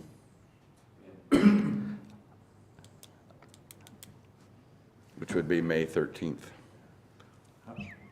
Ask how far in advance of the meeting would you need the application materials? Because it needs staff review. yeah, we do need staff review. Microphone, Dan. What's that? Microphone. No, I'm doing it. Thank you for the gentle reminder. Yeah, we would need staff review. I'm going to say if we can get it, if we're going to go out 3 meetings, if we can get it like 2 weeks before, and then that way I can get it back in a packet and back in front of these guys so that they have time to look at it. So that'd be a month for you to work on it, So and if 2 weeks in our world. If we had 30 days on our side and get it to you, then we defer to you to Absolutely. tell us what the timeline is for the next That sounds like May 13th is more reasonable. That's what I Yeah, heard. that So, sounds like okay. that would be great. Okay, a motion. Okay, All in? Commissioner. Yes, Mr. Chair, I move to table CDP 24-001, Penrose RV and Boat Storage, to the meeting of Tuesday, May 13th at 9 a.m., where this will appear on the old business agenda. Second. Has been moved and seconded. Any further discussion? Yes, simply clarifying, we will not be reopening the public hearing at that time. Correct. Correct. Okay. That has occurred. Thank you. Okay. Roll call. Commissioner Bell. Aye. Commissioner McFall. Aye. Commissioner Grantham. Aye. Motion carries. Thank you. Thank you all so much. Thank you. We still have some business ahead of us. All right, let's roll. New item number 4, Secure Transportation Service License and Permit for Good Kind Transportation Service LLC. Mr. Bellis. Mr. Chair, these are all similar to what we've been dealing with the last several meetings. They are applications for secure transportation service licenses and permits. The first 1, 2, 3 of these are for a Class A license and single Type 1 vehicle permit. The fourth one is for a single Class B license and single Type 2 vehicle permit. So this can be done by a motion to approve the license and permit for each of the providers with one motion together for license and permit. Who wants to tackle the I got a first motion one? for you, Mr. Chair. I Okay. move to approve the license and permit for Good Kind Transportation Service LLC, Type A, Type 1 vehicle, Ford Explorer 2018. Second. Moved and seconded. Any further discussion? Roll call.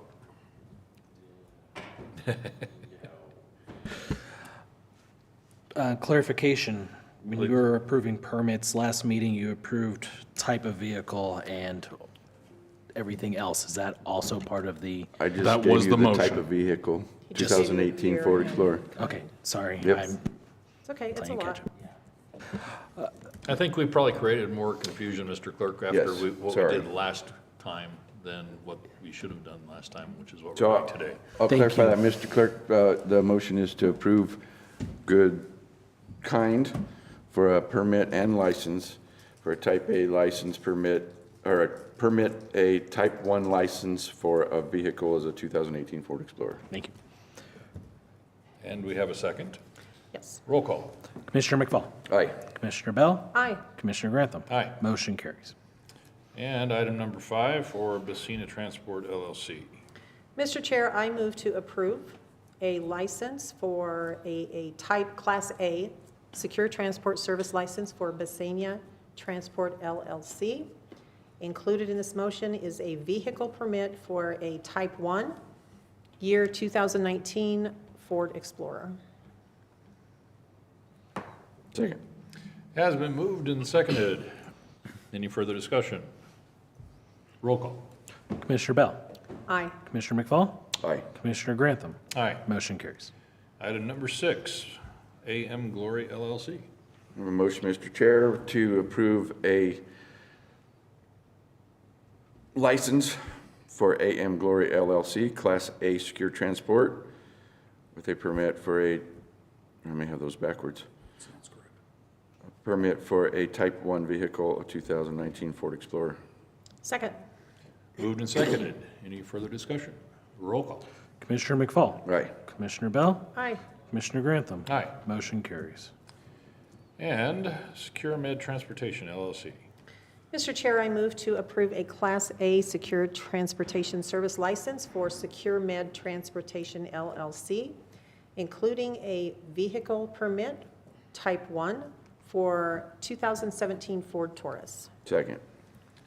Has been moved and seconded. Any further discussion? Roll call. Commissioner Bell. Aye. Commissioner McFall. Aye. Commissioner Grantham. Aye. Motion carries. Last but not least, Kind Heart Transport LLC. Mr. Chair, I have a motion to approve secure transport license Type B for Kind Heart Transportation, and a permit for a vehicle, Type 2 secure transport vehicle, which is a 2015 Toyota RAV. Second. Has been moved and seconded. Any further discussion? Roll call. Commissioner McFall. Aye. Commissioner Bell. Aye. Commissioner Grantham. Aye. Motion carries. Item number 9, appointment of a new member to John C. Fremont Library District Board of Trustees with a term expiring December 31, 2028. Yes, Mr. Chair, as always, we have received recommendations from the John C. Fremont Library District for the 2 appointments that are up next on our agenda. First, I move to appoint new member Sue Schlesinger to the John C. Fremont Library District Board of Trustees with a term that will expire on December 31st of 2028. Second. Moved and seconded. Any further discussion? Roll call. Commissioner Bell? Aye. Commissioner McFall? Aye. Commissioner Grantham? Aye. Motion carries. Item number 10, appointment of a new member to the John C. Fremont Library District Board of Trustees with a term expiring December 31, 2029. Other one, Mr. Chair, I move to approve appointment of Gene Edwards to the John C. Fremont Library District Board with the term ending December 31st, 2029. Second. Has been moved and seconded. Any further discussion? Roll call. Commissioner McFall? Aye. Commissioner Bell? Aye. Commissioner Grantham? Aye. Motion carries. Now, an hour and a half later, Our next hour and a half. the next hour and a half. No, we will, with all the audience that has remained in the room, And the millions around the to world. hear our 2024 accountability report, maybe we should go out in the hallway and let all those people back in that were waiting for this moment. Every year, we present our 2020, our accountability report. This one is for, of course, last year, 2024. And it's a privilege to be able to do this. We actually presented this yesterday morning out at PCC for the mini college. Had a large crowd out there for that. And it's a good synopsis of the entire county and what has happened, what has occurred over the last year across different offices and different departments. And so what we're going to do is just kind of quickly go through this bit by bit. And this will be available on our website so that you can take a look at it yourself. We may speed read through this just a tad this morning because of time, but the slides and the report will be available to you, the public. There we see our county elected officials on that first page. Those you know quite well. Our next page, we have our commissioner accomplishments, and we've talked about these things before. The beverage concessions out at Pathfinder Park, the new structure there in that northwest corner of the event center, where we have contracted with Mr. Jerry Maloney of Bar 409 LLC, and he is doing our concessions out there for events. We also completed our Grandview Bridge project, and we've talked about that many times. And we also have contracted with, received an RFP for private security and have contracted those services out. And in fact, Brian is right here in the room with us today. So thank you, Brian. Doing an excellent job. Yes, thank you. We're happy to have you on board. Some other accomplishments, our Veterans Day celebration. We actually hosted many of our Fremont County veterans right here in the building for lunch and honoring them and what they mean to us as employees, as public servants, and as veterans who serve this country. Notable also is the website change. We are in the process and mostly have changed over to a .gov address. The new county address is fremontcountyco.gov, and all email addresses are eventually going to be completely changed over to that. I know that at least 3 of ours, and I believe the clerk has already been there for a while in the .gov realm. So that will add more security to our system, which of course, if you remember, we need a little bit more security. And from an email that we saw yesterday, I think it's an ongoing thing where we have not hundreds, but thousands of attacks to our system. I think in 3 weeks in March, there were, help me out, there were like a bunch. A bunch. Huge, yeah. It was 4 digits. It was thousands. It was over 6,000. It was 6,000 attempted attacks, in 20-some days of March. That's how many attacks have been coming in on our system. And so our guys are ever vigilant in taking care of that. There is a lot to report that we talked about over the last couple of years on our ARPA funding and where all of that has gone. We received 9.3 million, a little short of that, and we had to have all that obligated or spent by December 31st of last year, and we accomplished that. There's still projects out there for which those monies are waiting to be officially spent. Once those are done and paid for, then we will be done with ARPA. But a lot was accomplished on that, and we'll go probably all the way to the, I think the 8th slide maybe, with the chart. Keep going. There we are. It's hard to read that. You can see that better when you look out at the spreadsheet for yourself or the PowerPoint for yourself. You can see the list of all the special districts and organizations that we helped out with grants, including many of the fire protection districts, both on the west end and the Florence and Canyon City fire districts. We helped out Fremont Sanitation with the large project, the rec district with a large project, and many of our other nonprofit organizations here in the county, including maybe one at the last second, the Rialto Theater, in some of their remodeling projects that they're doing, trying to remodel that old theater. And so many other of those kind of projects that we were happy to help out with. Many of our county departments and elected official offices receive money from the ARPA funds. Probably one of the major ones is the airport, where they are going to be doing a major drainage project and hopefully getting that underway and done soon, something that has been necessary for a long, long time. The Sheriff's Department also received a significant amount, mostly due to the significant requirements placed upon them by the state government and catching up on certain equipment and putting in new equipment that was required by law. Moving on from ARPA, we have the Employee of the Year nominees, and there's a good list of good employees. Tracy Breeding, Evelyn Campbell, Kevin Cavalier, Joshua Clark, Sidney Danielson, Dottie Garduno, Lori Hudnall, Indira Lonnie, sorry. I took my glasses off so I could see, and then I still can't see. Indira Lotig, Berta Newell, Bailey Owen, Lenny Saint, and Jacqueline Wilner.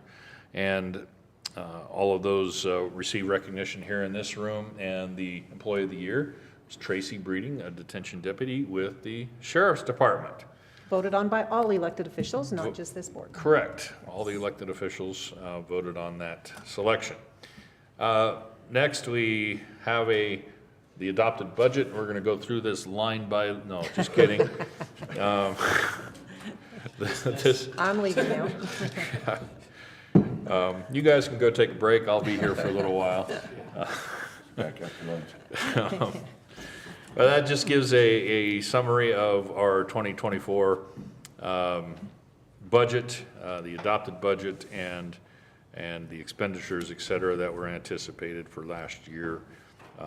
Again, a conservative budget, just like we did for 2025, and staying within that budget is always our goal and accomplishment.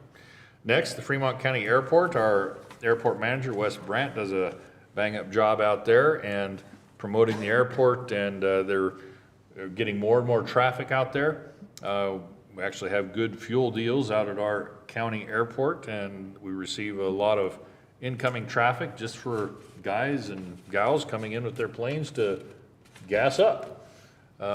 It's kind of like when I was in college and trying to find the cheapest gas, and I'd drive all the way across town just to save 2 cents. That's what people do with their planes apparently as well. A lot of good things going on out there with the acquisition of 2 new snowplow. Shouldn't say new to us, snowplows. New used. Seal coat to the runway, taxiways, ramp, installed an ADS-B tracking system. We also have our annual fly-in and drive-in, which is a really neat event. If you get the chance to go out there to that, you have a good time with a family event. Next, we have all the numbers from our Fremont County Building Department. Suffice it to say, with all the small black print on here, there's a lot going on with the Building Department, which is a good thing for our county. It means good things are happening. Yes, total construction number. The valuation of issued permits in 2024 is $43,512,951.64. So that's a significant number for our county in total new construction there. And not just new construction, but all valuations of all those permits. So the building department financials is that next slide. And again, that is all good news for, I think, our economy here in Fremont County. And I will pass it along to Commissioner Bell. Thank you. I would just like to start off by saying I don't get all of the fun pictures that Commissioner Grantham had to go through, but we'll just proceed anyway. So I'm starting with the CSU Extension Office, led by Julian Dinkle, who is our Extension Director there. She has a full staff. You can see on that slide there. She's got lots of folks that she's working with out there. A couple of quick highlights I would like to point out. A lot of people think CSU Extension and they think 4-H, which is absolutely accurate. In 2024, 4-H had 14 clubs, 81 volunteers, 181 members. 97% of those members completed the year. We had 73 new members, 57 finished in 2024. Currently, there are 224 members enrolled in 2025. So those numbers are going up. I think that's incredible. I also would like to point out they do many, many other programs. One of those lots of folks are already familiar with is our Master Gardener program, where we have 17 total volunteer, 57 educational consultants.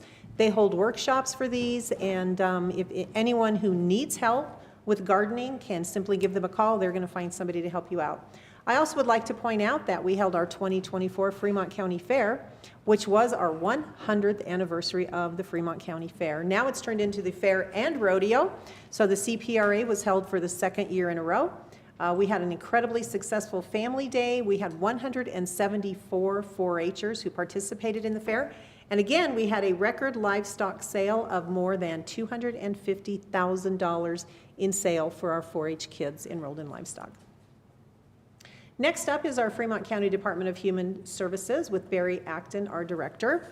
You can see here there are many, many things listed that they have done over the year. What I would really like to call your attention to is how DHS continues to be involved in community activities and in partnerships throughout not only Fremont County, but throughout the region. They do an incredible job of working with a lot of different folks for the betterment of everyone who walks in those doors.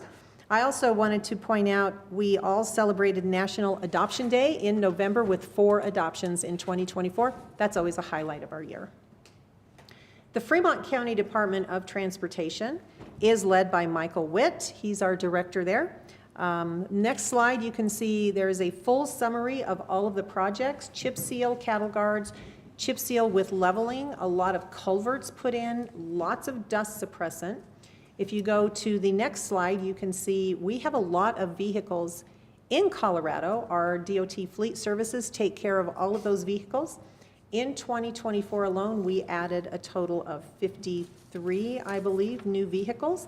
And if you look at the fleet shop repair and maintenance hours, there is a roundup of all of the hours that our staff has spent.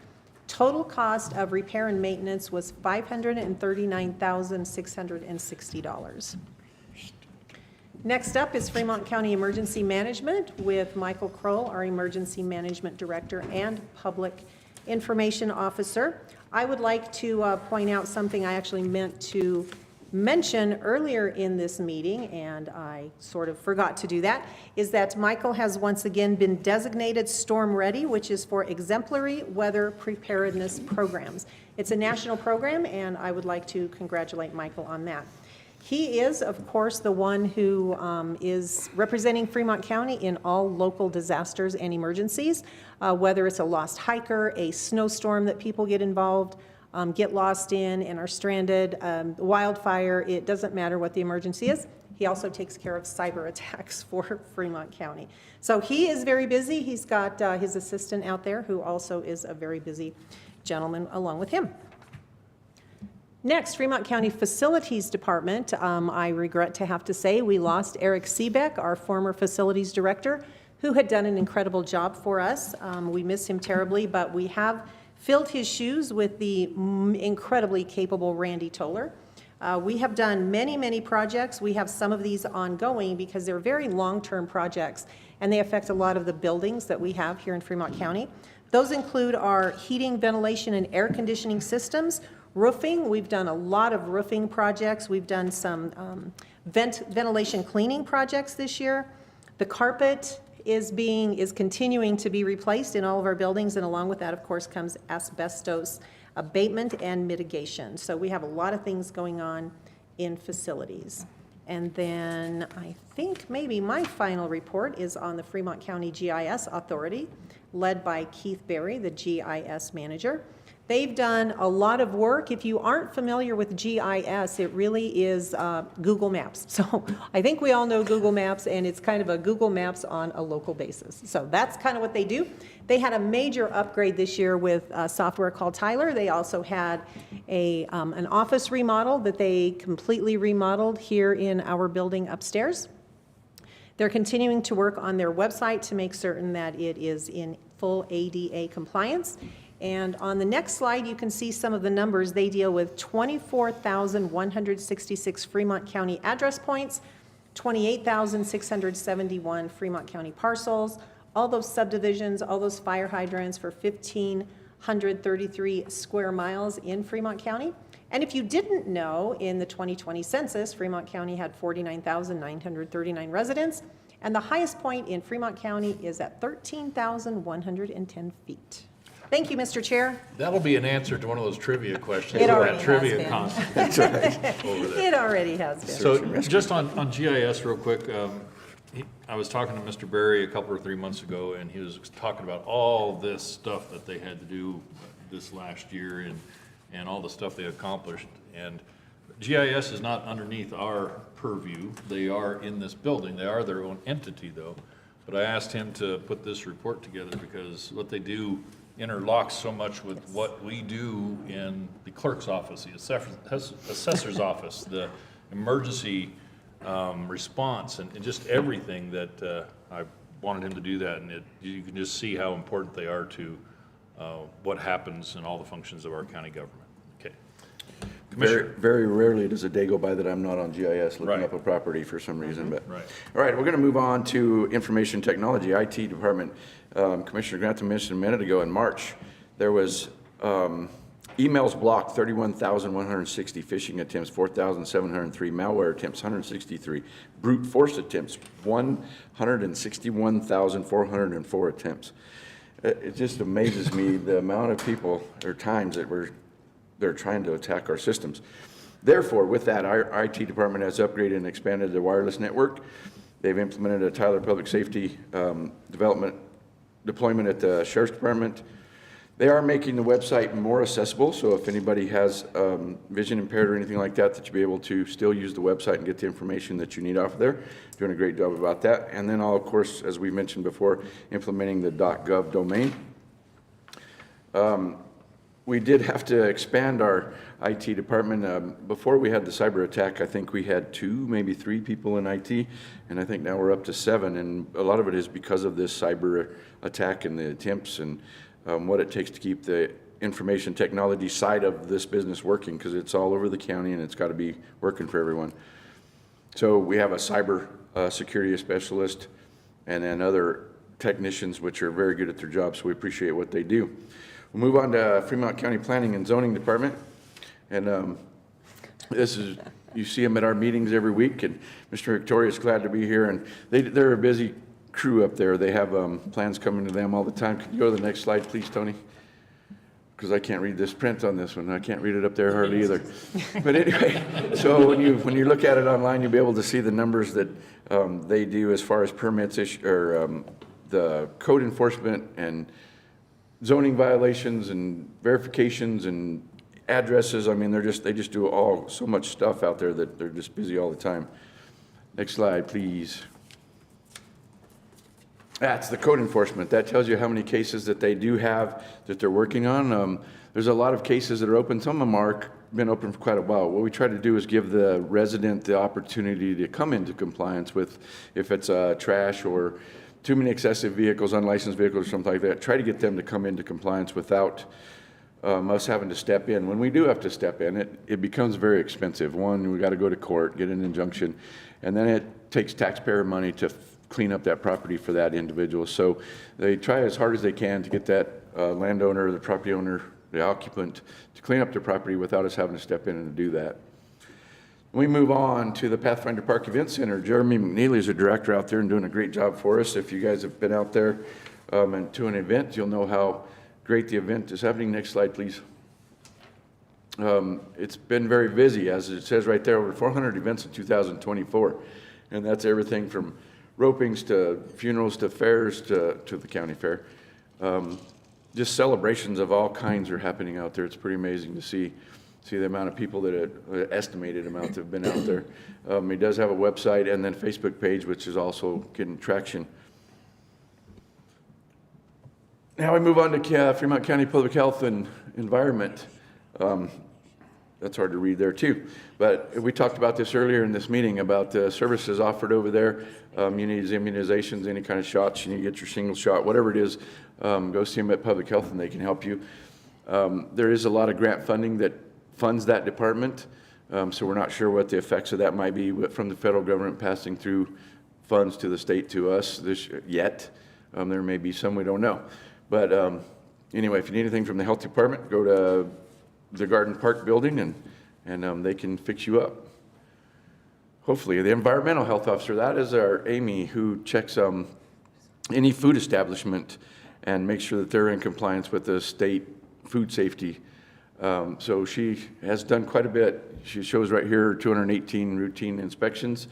When there is a complaint about a restaurant or somewhere, she has to check on those and see if they are valid complaints or not. Anytime that there is a animal, possibly, as we call it, rats, cats, and bats, that may potentially have rabies or something like that, and it's suspicious, Amy is called and they send that animal or portion of it to the state, and they test it to find out. That way, in case somebody's been bitten by it, to go through the protocol. Then we get to Fremont Search and Rescue. They've been mentioned a time or two as well. They are actually under the sheriff's umbrella. However, they are funded fully by donations. They do a great job service for not just us, but a lot of other places in the state, because some of their trainings they are the only ones trained to do certain things in the state, so they get called to do some of those things, whether it's high mountain angle rescues, swift whitewater rescues. These guys are phenomenal and always looking for new members. So if you're interested in that, get a hold of Search and Rescue, and they would be glad to put you to work. You see the missions they had last year, 743 missions, and they do train a lot, which is why they're so good at what they do. So it's good to have them on our side and helping us find people when we need them. Next, we move on to the Sheriff's Department. Alan Cooper, the Sheriff, Derek Irvin, the Undersheriff. And it just talks about right there, you can look at that online, how many things were processed, civil papers were served, the amount of drugs and the kind of drugs that are seized. I would assume some of them are probably within the jail as well as out on the street. Next slide. It talks about the patrol division, detentions, transportation, courthouse security, which they're all responsible for, all of those, and they do transport, you see 50,000 miles with no incidents, transporting bad guys. Fremont County Veterans Service Office, Marty Peak and Tricia Hill. Tricia has since retired, but Marty's still up there doing a great job for veterans in the county. We have a little over 5,000 veterans in Fremont County, and they are welcome to come in and talk with Marty to see if there's benefits that are out there that they may not be receiving that they're eligible for. See the numbers, he talks to a lot of people on the phone, a lot of people come and visit. He also does a lot of outreach. He'll go to a Safeway and stand out in front and just see if somebody's a veteran and needs help. And does a great job for us, and we appreciate all the work that he does do for our veterans, and Marty's a veteran himself, so is Trish. Fremont County Weed Management. This is noxious weeds. Always got to add that noxious part in there. Brittany Pierce, and she's very busy in the summers helping landowners who by state law have to control the noxious weeds on their properties.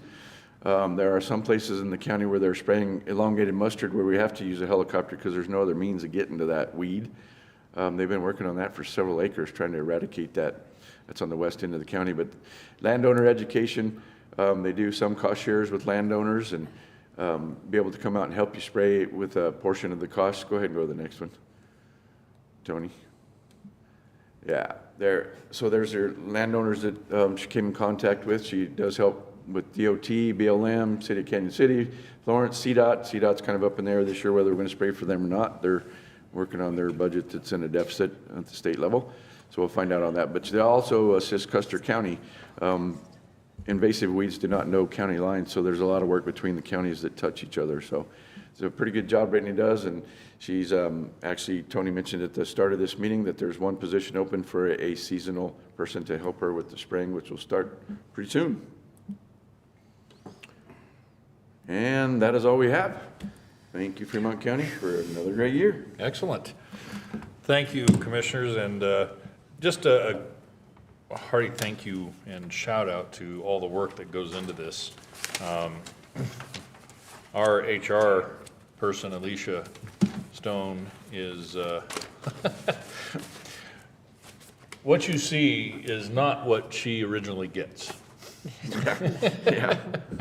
And so there is a ton of work that goes into putting this into a format and some readability that to make it understandable, that we will never know all of the secret sauce that goes into this, but she does a lot of work to make that happen. And shout out to all of our departments, all of our elected officials that participated in this accountability report and report for the citizens of Fremont County and what has been going on over the last year, and just thank you to all of them. And we will make this available. It'll be available, of course, on the typical, as one of the other documents for the BOCC. That's where all of the documents are that are part of this public meeting. We'll also try to make it available on the front page of the website. It is right now. Okay, thank you, sir. And so if you'd like to take a look at that, and please offer feedback. We'd love to hear back from you on what has happened, what has been accomplished here in Fremont County, and field any concerns or questions you might have. And with that, unless we have another accountability report we want to do. I think we're good. Okay. Mr. Chair. Then with that, and having no other business, we are adjourned.